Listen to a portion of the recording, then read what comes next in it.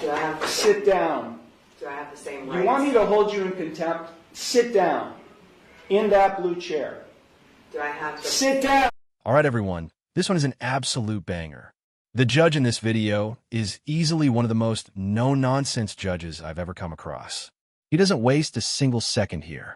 He shuts down the sovereign citizen so aggressively that you can practically feel the uncomfortable tension coming through the screen as she trips over her own words trying to keep up. It's genuinely entertaining to watch justice play out like this. Also, a massive shout out to Old Squishy Gardener for discovering this absolute gem of a clip. And let me know what you all think. Are sovereign citizens just hilarious, or do they completely drive you crazy? For me, it's kind of both. But with that said, let's jump straight into this intense clip. I'm sorry. I'm just trying to get my stuff situated so it's ready here.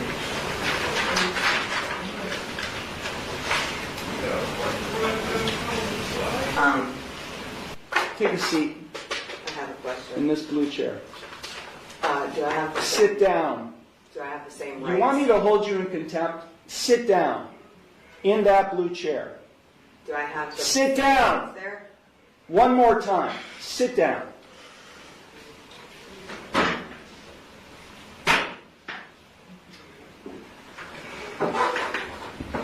Now you'll answer my questions.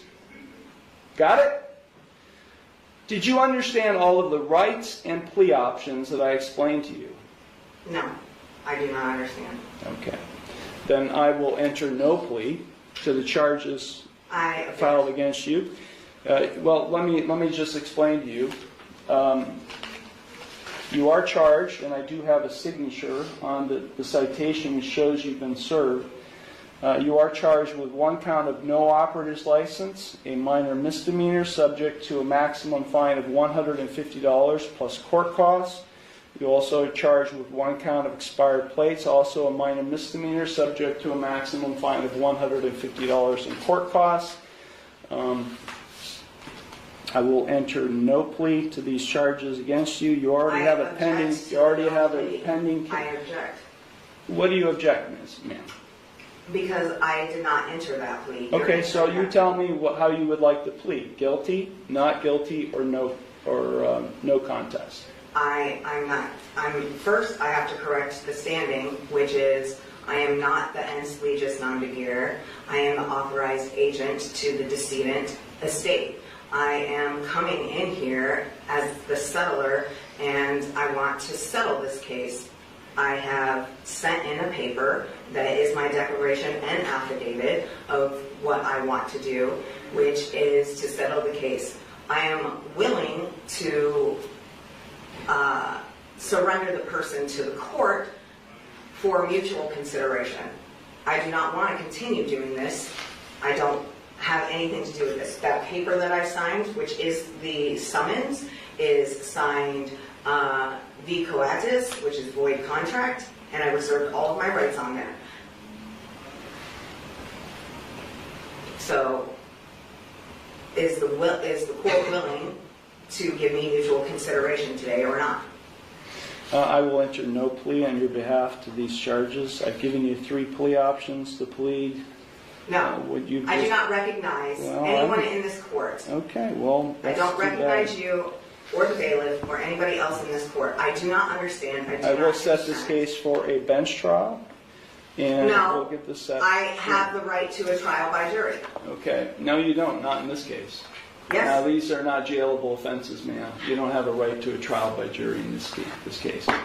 You already have a jury trial scheduled in another case, but then because you're facing jail time in that case. But in this case, you're not facing jail time, only a fine and court costs. Anything that is above $25 in a court of law has the right to a jury by trial, which is involuntary. Involuntary can't be violated, basically, is what it means. So I have the right to a jury. All right, so the sovereign citizen argues that she has the right to a jury trial, but let me explain this to you guys. The Sixth Amendment does guarantee the right to a jury trial in criminal matters, but like the judge just pointed out, it only applies when there's a chance of jail time. And since this woman is only dealing with civil violations because she has no driver's license and no valid plates, this is a non-jailable offense. So legally speaking, a jury trial isn't even an option here. Honestly, I think she should have just hired an attorney. I mean, she's really only facing fines at this point. There's no jail time whatsoever. But let me know what you all think about this judge so far. Do you think he's being fair with her? Or do you think he's being too tough on her? Drop your thoughts in the comments, and let's get back to it. Yeah. We're going to set it for trial, and you're going to go to the clerk's window, and they're going to give you a trial date. Okay? So... then I'm just going to surrender the person to the court, because I'm not coming back. I don't know what that means. You do know what that means. I don't know what that means. I am not the ensleges, non-begeer. I told you I that. don't know what that means either, ma'am. I've been practicing law for 36 years, and what you've just said to me has no meaning to me whatsoever. So, great. Yeah. So ma'am, if you don't leave the courtroom, and if you don't go to the clerk's window to get a trial date, I'll have you arrested and hold you in contempt of court. With what contract? There is no contract. I know You're looking at the contract. You're looking at the one who's going to be able to, has the authority to be able to put you in jail, and I'll hold you in contempt. So let me say it one last time, because we have other cases to handle today. If you don't leave the courtroom and go to the clerk's window and get a trial date, which is what I'm scheduling in this case, I will hold you in contempt of court and I'll have you arrested. So, contempt of court for what? What contempt?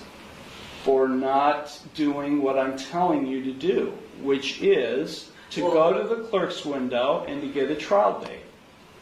You're the trustee and I'm the beneficiary. No, there is no trust relationship here. No, there isn't. I've drafted many trusts, and there is no trust relationship between the judge and you, the defendant. Yeah, because you are not the beneficiary, and nor am I the trustee. Yes. Yeah, that's just not how it works, man. It Not is. how it works. You either go to the clerk's window now and get a trial date, or I'll have you taken into custody now. You got it?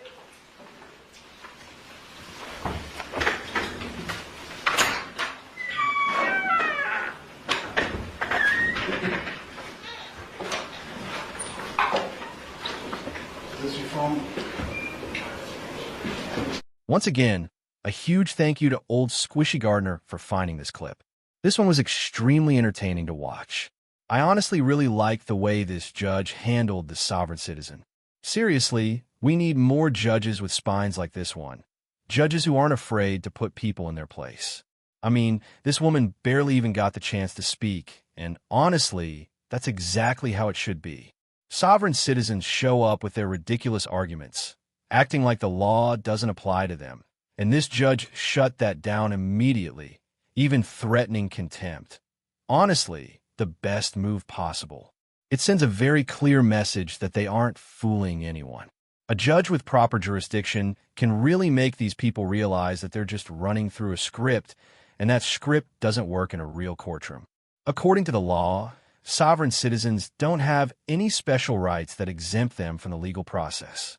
Their claims about not being subject to the law are based on nothing but misunderstandings or straight-up nonsense. When people come into court and try to use these sovereign citizen arguments, it can be incredibly frustrating because they're clearly trying to game the system. It's almost like they think if they say the right magic words, the court will just let them walk free, but I honestly have never seen that work, ever. Let me know if you guys have. I really don't think there's ever been a case where it worked. The law is pretty clear, whether you like it or not. You have to follow the rules here, or you can leave. Sovereign citizens love to rely on these loophole-style arguments, but in the end, they're just wasting everyone's time. And this judge made it absolutely crystal clear that none of that was going to fly. What I really appreciate about this judge is how he maintained complete control of the situation. Sovereign citizens tend to ramble on endlessly, trying to convince the court that they're exempt from everything but you. But this judge didn't let her derail the entire process. He called her bluff, and that's exactly what needs to happen more often in these cases. You see it way too often. There's a soft judge dealing with a crazy sovereign citizen. The sovereign citizen talks over the judge, and the judge seems to have no authority in the room. It's honestly really strange, and I don't understand why judges in those situations don't push back harder and threaten contempt. But let me know what you guys think about sovereign citizens. Are they mentally ill, or are they just trying to weasel their way out of the court system? It's hard to tell whether they genuinely believe this stuff, or if they're just trying to avoid the consequences of their actions. Either way, it's always entertaining to watch how judges handle these situations. Personally, I think it's probably a mix of both. Some of them might actually believe they're nonsense, while others are just trying to dodge the legal system. Either way, it's still a mess to deal with. If you guys enjoyed this video and want more content like this, don't forget to hit that like button and subscribe. Let me know your thoughts in the comments. What do you think about this judge's approach? Is there a better way to handle cases like this? Or do you think he nailed it? Thank you guys so much for watching. Take care, guys.